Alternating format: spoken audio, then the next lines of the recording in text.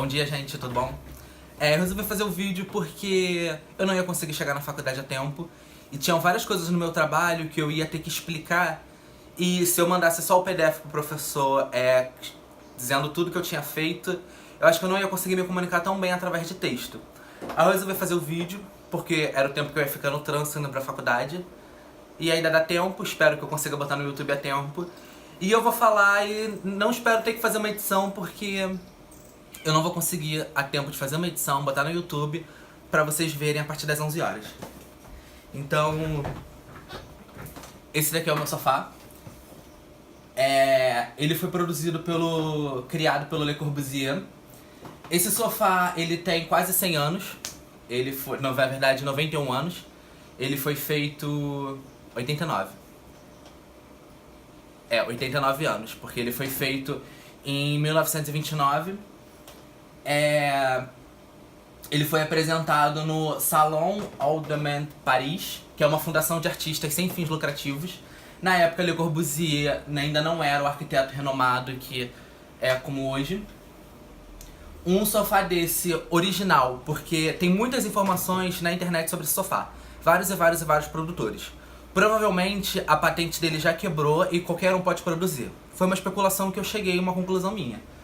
Porque tem muitos e muitos exemplos de gente produzindo ele com todo tipo de material possível. Mas eu fiz duas comparações. Tem o sofá, seria o modelo original, que seria feito de aço inox com couro. Ele está custando em média R$5.000. E o de 2 lugares, esse do meio.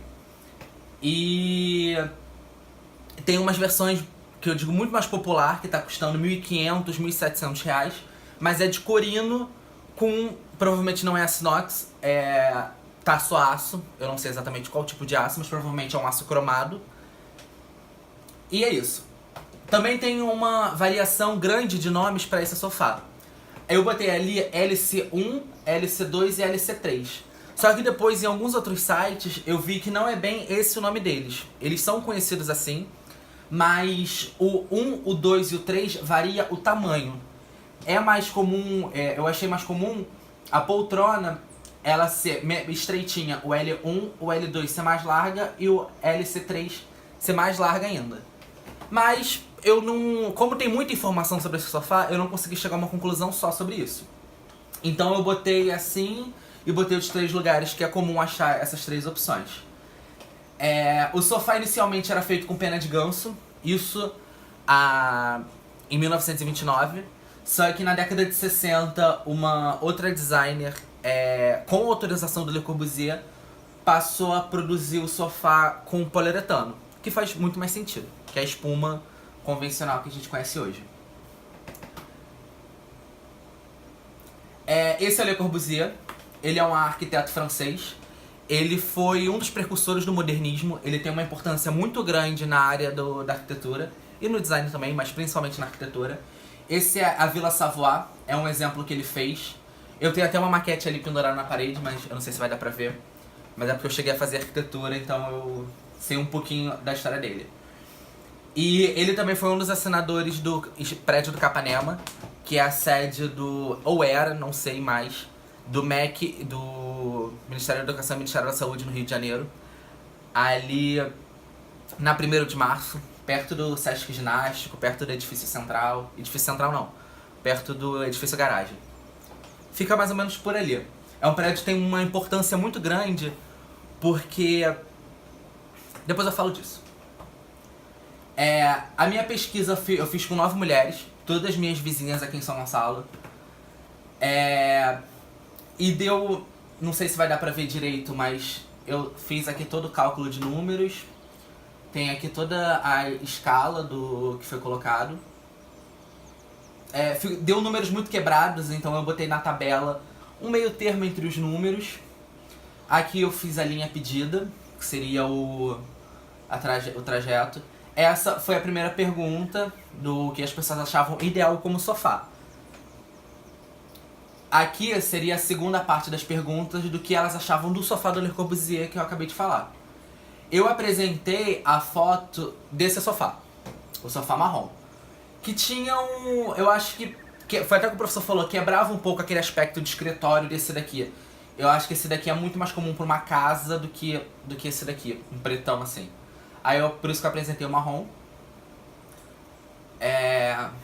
Tá aqui a média deles, o comparativo de um pra outra. Eu achei bem parecido, porque eu também acho que o sofá que eu escolhi atende a necessidade do público.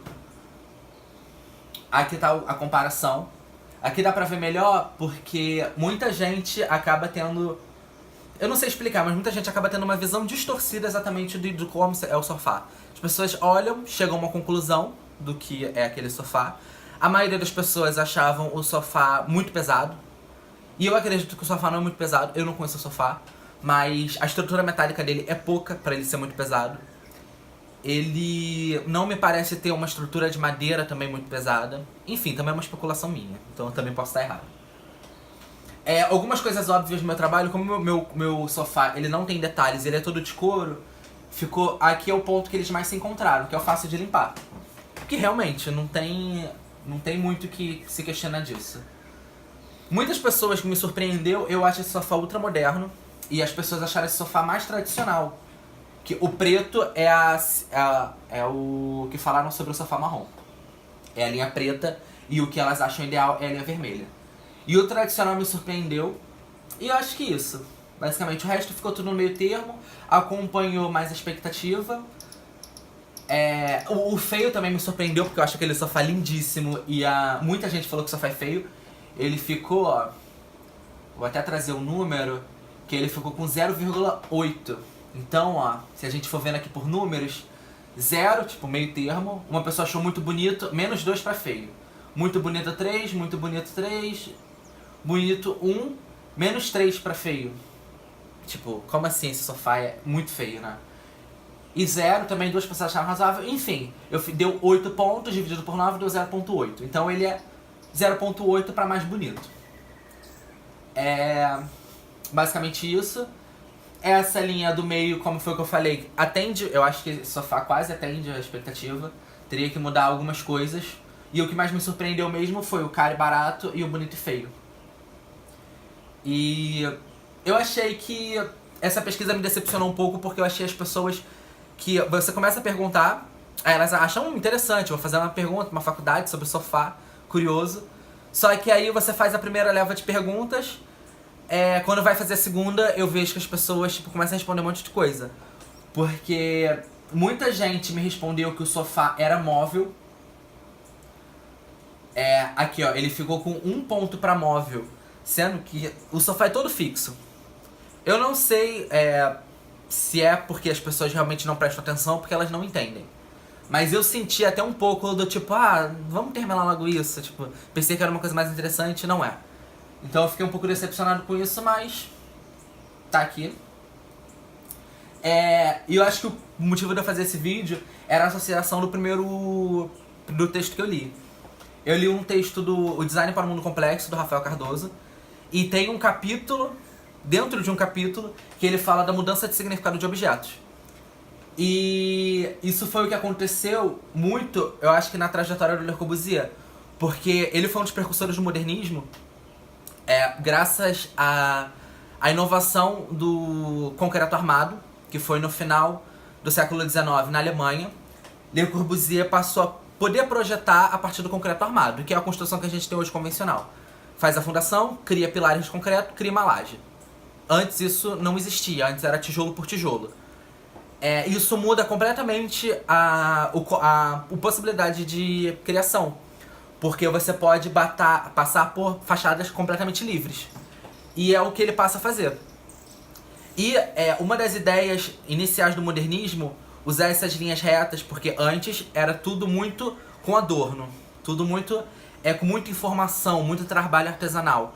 E com o início da Revolução Industrial, era necessário que fosse feito não é nem que... Era necessário acelerar os métodos de produção para atender a todo mundo, porque isso era favorável ao sistema, resumidamente. E Le Corbusier pegou e fez todo um projeto com casas retas, estrutura de ferro e vidro, pensando que ia conseguir fazer construções para as pessoas mais pobres. Isso não aconteceu, porque Quando eu falo da Vila Savoie, que foi essa casa aqui, ela foi construída em 1929. Em 1929, os biquínis ainda cobriam o corpo todo. A gente não tinha nem vinil pra ouvir música. Era rádios... Eu não sei nem explicar como é que eram os rádios. Mas era apenas rádio. Muitas coisas eram muito diferentes. Eram carros que parecendo... eu tentei fazer uma associação, não consegui, mas parece muito com a época do chocolate com pimenta. O mundo parecia com aquilo. Homens de terno, mulheres só de vestido, chapéuzinho. Ou seja, a sociedade inteira estava muito atrasada comparado aos tempos de hoje. E vinham construções como essa, completamente inovadoras. Que essa construção, ela se atende total aos padrões que a gente tem hoje.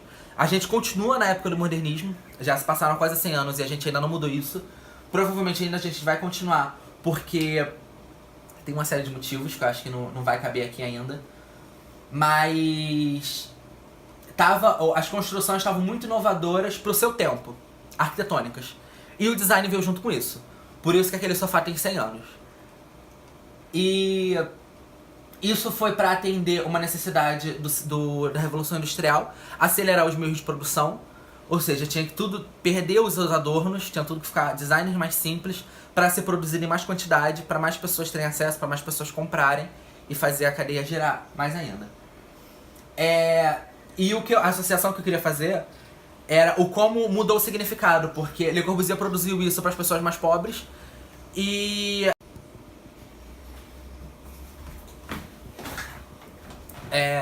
isso foi para atender uma necessidade da Revolução Industrial, acelerar os meios de produção, para baratear o custo dos objetos. Esse sofá aqui, ele foi feito 40 anos antes desse, em 1890, e dá pra ver o quanto mais difícil ser produzido esse sofá. Ele tem muito mais detalhes que esse daqui não tem. Esse daqui ia ser produzido muito mais rápido, muito mais fácil, então a tendência era que o preço disso fosse mais barato. Só que acabou que não aconteceu. O Le Corbusier produziu isso tudo para uma classe mais pobre. Isso tudo que eu falo, as construções arquitetônicas, como eu tava falando, e esse sofá, esses designers, para atender as pessoas que não tinham dinheiro. E as pessoas que tinham dinheiro acharam isso tão inovador, tão bonito, que se apropriaram disso. Um produto que era para ser barato acabou se tornando mais caro. Isso tem a ver com o texto que eu tinha lido. Uma outra associação que eu quis fazer é da orquestra e do samba. A música, antigamente, era vista como uma coisa divina, porque você só podia ouvir a música ao vivo. Você tinha que ir num teatro municipal, você tinha que ir num lugar para assistir a música ao vivo. Então a música tinha um requinte muito grande. Por isso que era a música clássica tinha todos aqueles... toda aquela orquestra, todos aqueles músicos, aquela coisa muito... Não sei dizer, mas muito mais trabalhosa. Eu acho que cabe essa palavra, muito mais trabalhosa. E o samba, que aconteceu algumas décadas depois, ela era vista muito marginalizada. Ela não era uma coisa vista, uma música boa para as pessoas. Só que com o passar do tempo, com a necessidade das pessoas ouvirem as músicas e essas músicas chegarem mais fácil para as pessoas, que isso tem a ver com a Revolução Industrial. Em 48, eu não sei quando foi o início do samba, mas em 48 foi o primeiro vinil, quando o vinil entrou no mercado. E as músicas, a partir daí, simplificaram muito pra ter produção de música em escala. Então isso não aconteceu só com objetos, isso aconteceu também com construções, isso aconteceu com a música. E como o significado das coisas mudam. Não que a música clássica deixou de perder esse glamour todo, mas o samba, que era visto uma coisa marginalizada, uma coisa de marginal, uma coisa dos negros, passou a ser uma coisa completamente aceita, uma coisa bem vista. Hoje samba não sei a palavra, mas hoje samba é top. Enfim. Outro exemplo disso é o Spirit. Foi um ventilador criado para ser um preço mais barato e com o sucesso dele, todo mundo achou demais um ventilador de 2 hélices. Ele passou a ser muito mais caro. A gente vê isso aí na faculdade, diversos professores já falaram sobre isso. E é isso, meu trabalho. Eram essas associações que eu queria fazer, que se eu fosse escrever isso tudo, eu não ia conseguir comunicar isso. Outra coisa que eu ia falar que eu acabei esquecendo era do Capanema, da construção do Le Corbusier. É um prédio que ele tem um fator histórico muito importante, que é um prédio que tem as fachadas totalmente livres. É vidro e vidro das duas laterais. Não é necessariamente só vidro. Tem brise, tem outras coisas. Mas é concreto armado. É uma construção que vai concreto... só pilares e concreto. Você não precisa mais de paredes pra estruturar a casa. Só bastam as vigas e a laje. E foi esse tipo de tecnologia que permitiu que o modernismo criasse essa escala. Depois veio o Oscar Niemeyer e muitas pessoas. Eu acho que eu já falei tudo. Boa apresentação aí, galera. Valeu. E tchau, tchau. Boas férias pra quem eu não vou ver mais. Valeu.